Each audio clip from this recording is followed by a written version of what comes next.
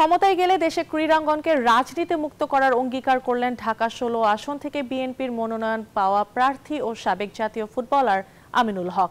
মঙ্গলবার সকালে শহীদ প্রেসিডেন্ট জিয়াউর রহমানের মাজার জিয়ারত করে তিনি জানান, খেলাধুলার মান উন্নয়নের কাজ করবেন তারা। রাজনীতির কারণে গেল দেড় যুগ নানাভাবে অপদস্থ হতে হয়েছে জাতীয় দলের ফুটবলার আমিনুল হককে। সাবজয়ী এই ফুটবলারকে জেলও খাটতে হয়েছে, তারপরও দমে যাননি তিনি।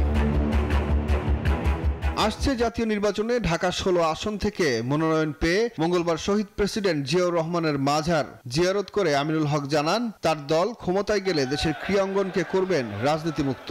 মাননীয় ভারপ্রাপ্ত চেয়ারম্যান জনাব তারেক রহমানের যে চিন্তা ভাবনা রয়েছে, যে স্বপ্ন রয়েছে, যে কর্ম পরিকল্পনা রয়েছে, সেই কর্ম পরিকল্পনাগুলো আমি এই খেলোয়াড়দের মাধ্যমে এবং বাংলাদেশে যারা ক্রীড়া সংগঠক রয়েছে তাদের মাধ্যমে তৃণমূল পর্যায়ে বাংলাদেশের ক্রীড়াঙ্গনকে নতুনভাবে ঢেলে সাজাতে চাই। ক্রীড়াঙ্গনের বর্তমান ভঙ্গুর অবস্থা থেকে ভালো অবস্থানে ফিরিয়ে আনাই হবে তার লক্ষ্য।